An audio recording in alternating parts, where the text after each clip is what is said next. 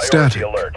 Then, a low, rhythmic thumping sounds like a heartbeat amplified 1,000 times. Then, the whimper. Finally, a scream that loops, distorted by the digital crackle of a dying voxcaster. This is not the thunderous roar of orbital bombardment. It is not the mechanical tread of heavy tanks crushing the Earth. It is something far more intimate and infinitely more terrifying. It is the sound of your own communication network being hijacked, turning the technology meant to save you into an instrument of psychological torture. Before you even see the enemy, you hear them, and what you hear promises a fate significantly worse than death. In the grim darkness of the far future, the galaxy is teeming with monsters. If you face the world leaders, you will die quickly in a frenzy of chain axes and bloodlust. If you face the Death Guard, you will rot slowly, choking on vile filth. But in both cases, the violence is physical. It is a means to an end. For the 8th Legion, the Night Lords, the violence is theatrical. It is a macabre performance art painted in blood and flayed skin, designed to dismantle the human mind long before the first bolt or shell is fired. Imagine standing on the ramparts of an imperial hive city as the lights go out, district by district, mile by mile. You are not facing a chaotic horde screaming praises to dark gods. You are facing a suffocating silence, punctuated only by the broadcasted pleas of men and women captured just an hour ago. You are being hunted by the sons of Konrad Curze, the Night Hunter. They do not fight for glory.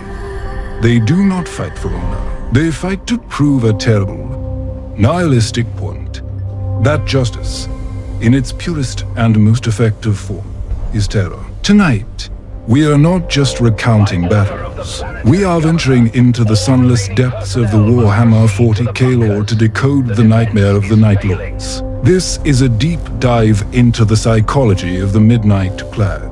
We will dissect their tragic origins on the criminal world of Nostramo, analyze their twisted philosophy of fear as a weapon, and walk through the agonizing, step-by-step anatomy of their planetary assaults. We will explore why they are the only traitor legion that hates the Chaos Gods almost as much as they hate the Imperium. We will look into the cursed foresight of their Primarch, a man who saw his own death in every shadow.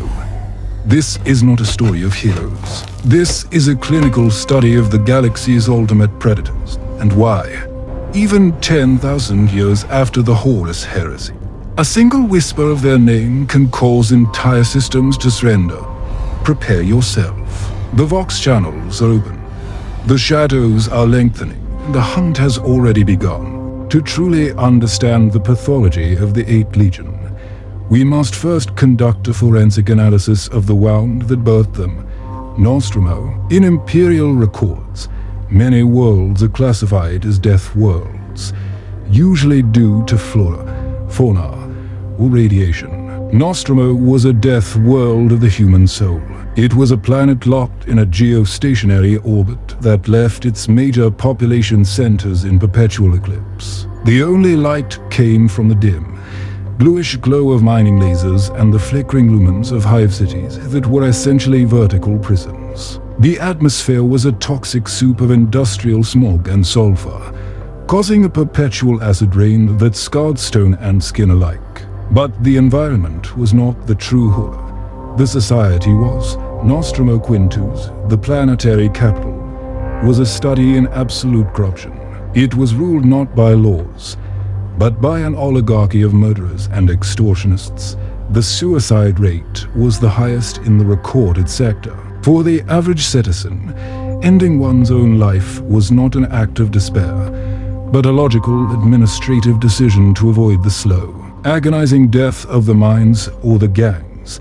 Into this sunless purgatory crashed the capsule of the Primarch. Konrad Curze did not have a mentor like Gilliman or a father figure like Dawn. He clawed his way out of the feral adamantium crust, a child of darkness from his first breath. He survived by eating the vermin of the underhive, and eventually, the vermin of the upper hive, the criminals. The legend of the Night Hunter began as a whisper. Gang leaders would be found not just dead, but dismantled with a surgical precision that defied belief. Corrupt judges would vanish, only to reappear as flayed statues adorning the courthouses they once disgraced. Curze did not simply punish crime. He waged a psychological war against the concept of sin. He created a binary world: total compliance or total agony. There was no middle ground, no rehabilitation, and no mercy. When the Emperor finally arrived, the sky of Nostramo was illuminated for the first time by the gold and light of the Imperial fleet. The people wept not from joy, but because the light hurt their eyes. The meeting between the Emperor and Curze is one of the most tragic moments in heresy history. The Emperor saw a general, Curze saw a master who would eventually kill him, yet he accepted command of the 8th Legion.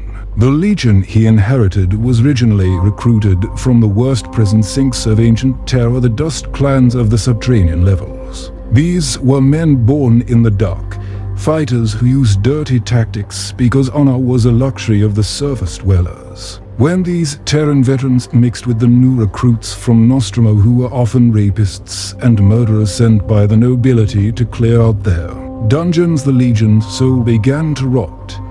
They were no longer soldiers. They were a cartel given genetic godhood. Most Space Marine legions view war as a contest of strength or strategy.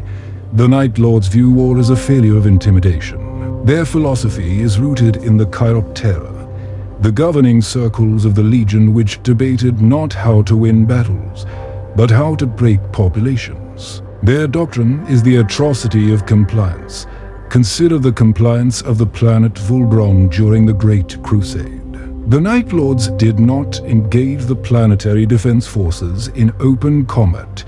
Instead, they hijacked the atmospheric control networks. For weeks, they broadcasted the sounds of weeping children and breaking bones over the global voxcasters, 24 hours a day. Then, they descended upon a single city, butchered every living inhabitant, and skinned the corpses to drape over the city walls. When dawn broke, the rest of the planet surrendered without firing a shot. This brings us to the core philosophical divergence of the 8th Legion, the utility of cruelty. To a Night Lord, the honorable combat of the Ultramarines is wasteful. Why spend a month fighting a war, losing thousands of valuable estates and millions of civilians, when you can butcher 10,000 people in one night and end the conflict by sunrise?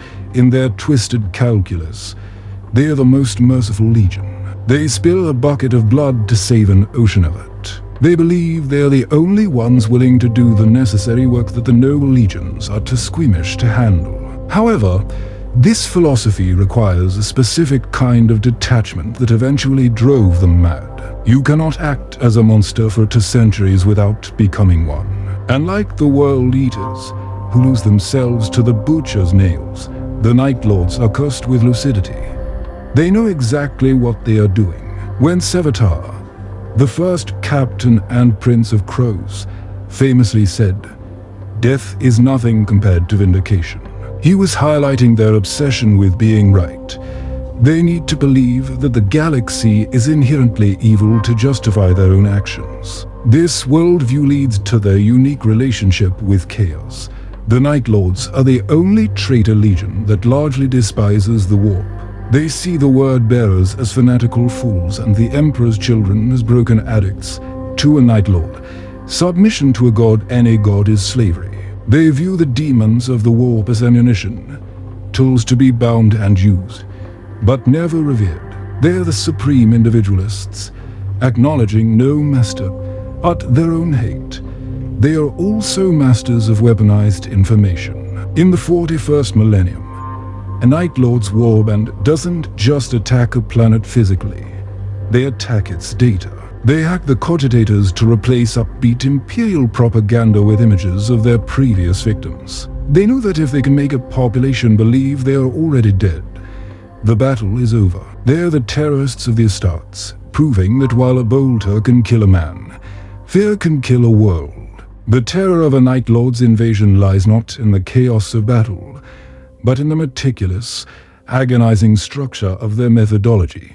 It is ritual, a script written in blood that they have perfected over 10,000 years. If you are an Imperial Guardsman stationed on a remote outpost, you will not see a drop pod crashing down in a blaze of glory. The first sign that you are doomed is silence. Phase 1 is the blinding. Before a single bolt shell is fired, the Night Lords target your connection to the wider Imperium. Astropaths, the psychic beacons used for interstellar communication, are the first to die, often suffering cerebral hemorrhages induced by a concentrated psychic scream projected from the Night Lord's fleet sorcerers. Simultaneously, long-range voxcasters are jammed with a wall of static white noise. You are cut off. You are alone in the dark. The psychological weight of this isolation cannot be overstated. The realization that no reinforcements are coming is the first crack in the Defender's morale. Phase 2 is the haunting. This is where the Night Lords deploy their most insidious weapon, the Vox Ghosts. Night Lords Raptors assault troops equipped with jump packs are known to record the death rattles, pleas, and screams of the first patrols they encounter. Using their amplified Vox grillies, they loop these sounds back at the defenders from the darkness. Imagine standing guard at a perimeter wall and hearing the voice of your sergeant who went missing 2 hours ago begging for mercy. Over and over again, distorted by static. Sometimes they edit the audio to create fake orders, luring squads into ambushes. The darkness begins to speak, and it speaks with the voices of your dead friends. Phase 3 is the display. The Night Lords do not hide their kills. They flaunt them. This is calculated psychological warfare. Patrols sent out into the no man's land do not return, but their remains do. Flayed bodies are dropped from the sky by raptors, landing with wet thuds in the middle of crowded marketplaces or military assembly grounds. Sometimes, skin is stretched over communication rays to silence them literally. The intent is to turn the environment itself into a charnel house, forcing the defenders to inhabit a world made of gore. The smell of blood becomes pervasive, choking the air filtration systems. Panic begins to set in. Discipline fractures. Soldiers start shooting at shadows. It is at this peak of hysteria that Phase 4 begins, the blackout. The Night Lords target power generators with surgical precision. They plunge the hive city or fortress into absolute darkness. For a human, darkness is blinding. For a space marine in midnight blue power armor, equipped with prey sight and auto sensors, it is their natural habitat. They can see the heat of your fear. You can see nothing. They move through the dark like sharks in water. When the slaughter truly begins, it is not a war. It is a call. The Night Lords do not advance in formation like the Ultramarines. They hunt as individuals or small packs, known as claws. They utilize hit-and-run tactics, striking from the ceiling, from the vents, from the floorboards. A lightning claw flashes in the dark, a throat is torn out, and the killer is gone before the body hits the floor. They target officers and commissars first, not to disrupt the chain of command, but to remove the anchors of courage. Without leadership, the rank and file break. Finally, Phase 5, the harvest. When the rout begins, the Night Lords do not pursue to kill at least. Not immediately. They herd the survivors. There is no strategy left here, only the indulgence of the Legion's darkest urges. It is a slow, methodical dismantling of the remaining resistance, ensuring that if anyone survives, they will be so mentally shattered that they will serve as living monuments to the Night Lord's power. When morning finally comes, the sun rises on a silent world, decorated in the grisly art of the 8th Legion. To truly grasp the horror of the Night Lords, one must look beyond the flayed skin and the screaming Vox grillies. One must look into the soul of their father, Konrad Curze, and the poison he left in their blood. The Night Hunter was afflicted with a curse more potent than any Nurgle plague or its ancient scheme. He was cursed with the absolute certainty of his own demise. From the moment he emerged from his stasis capsule, he suffered from violent, agonizing seizures of precognition. He did not see potential futures. He saw the darkest possible outcomes, and to his fractured mind, these outcomes were immutable facts. Imagine living your entire life seeing the gruesome deaths of everyone you meet. Imagine shaking hands with a brother Premok and seeing his skull crushed, or looking at your own reflection and seeing a decapitated corpse. This was Curze's reality. He believed with total conviction that the Emperor would eventually betray him and order his execution. This fatalism is the poison that runs through the veins of the 8th Legion. They are not merely rebels, they are actors playing out a tragedy they believe was written before they were born. This is best exemplified in the character of Talos Volkoran, the soul hunter of the 10th Company. Talos possessed a diluted form of his father's gift, suffering debilitating visions that crippled him physically, or granted him terrifying clarity. Through Talos, we see the unique psychological profile of the Night Lord veteran, a bitter resentment not just of the Imperium, but of the very galaxy that birthed them. And like the word-bearers who are zealots, or the Black Legion who are ambitious conquerors, the Night Lords are defined by spite. They view themselves as the only ones who see the truth that hope is a lie, and the universe is a slaughterhouse. They look at their mutated armor and their demonic allies with disgust. Yet, they continue. Why? Because of a twisted sense of vindication. Curze believed that if he became a monster to punish sinners, and the Emperor sanctioned him, then the Emperor was the hypocrite. When the Emperor finally sent the assassin Shen to kill Curze, the Primarch allowed it to happen. He let her kill him to prove a point. Death is nothing compared to vindication. He died to prove that the Imperium was just as bloodthirsty as he was. This martyrdom of their father broke the Legion in a way that the Siege of Terror never did. They are not fighting to install Abaddon on the throne. They are fighting to punish a galaxy that created them. They are the spurned children who burned down the house because they were never shown love, only utility. They know they are monsters. They know they are the villains of the story. But in their eyes, the heroes of the Imperium are just liars with better public relations. Consequently, the Night Lords are arguably the most human of the traitor legions, in the darkest sense of the word. They are not hollow shells filled with warp dust, nor are they mindless berserkers. They feel fear Curze taught them that fear is the only truth. They feel regret. They feel the bitter cold of a universe that does not care. When a Night Lord tortures a victim, he is projecting his own internal agony onto the world. He is sharing the nightmare. This is the tragedy of the Prophet's curse. It strips away the illusion of free will. If you believe, as Curze did, that the future is already written in blood, then morality becomes obsolete. Why be merciful if the vision says the city will burn anyway? Why spare the child if you foresee them growing up to be an enemy? The Night Lords commit atrocities not just because they enjoy it, but because they believe they are slaves to a cruel destiny. They are the broken sons of a broken father, lashing out at the dark until the dark finally claims them. In the modern 41st millennium, the galaxy is awash with horrors that defy human comprehension. There are swarms of tyranids that consume entire biospheres, stripping worlds down to bedrock in days. There are Necron dynasties that can snuff out stars and strip atoms from the air with technologies that look like magic. Compared to these cosmic, existential threats, a transhuman in power armor with a knife seems almost quaint. Yet, the Night Lords remain singularly, intimately terrifying. Why? The answer lies in the nature of their malice. A tyrannid eats you because it is hungry. It is a force of nature, like a hurricane or a flood. There is no hatred in a tyrannid, only hunger.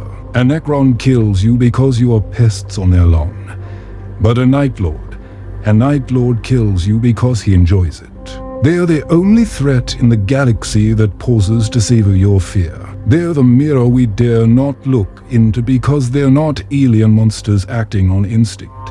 They're the darkest reflection of humanity itself. Amplified to demigod status, the Night Lords represent the absolute failure of the imperial truth. They're the evidence that beneath the veneer of civilization, beneath the gold and the marble of the imperial palace, lies a rot that cannot be scrubbed away. They remind us that the Space Marines were not created to be heroes.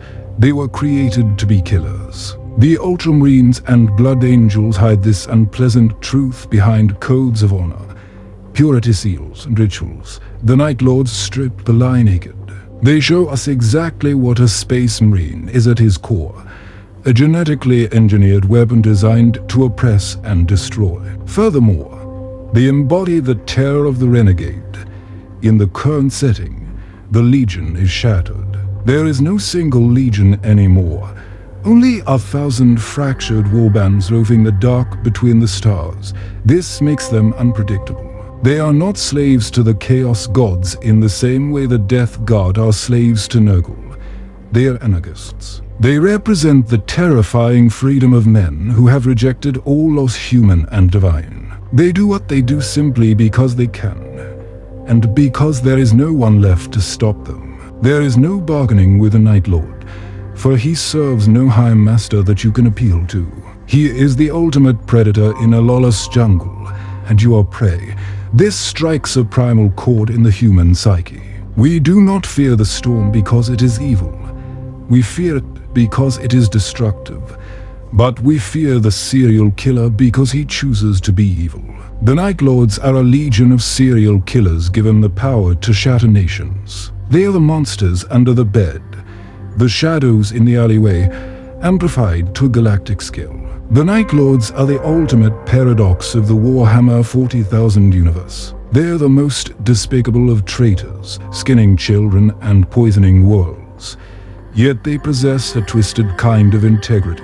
They're the cruelest of torturers, yet they are arguably the most honest faction about the nature of the Long War. They do not hide behind the hypocrisy of the greater good like the Tower, or the Emperors will like the Inquisition. They admit that the galaxy is a cruel and caring void, and they have decided to be the sharpest teeth within it. To be hunted by the Night Lords is to be dismantled.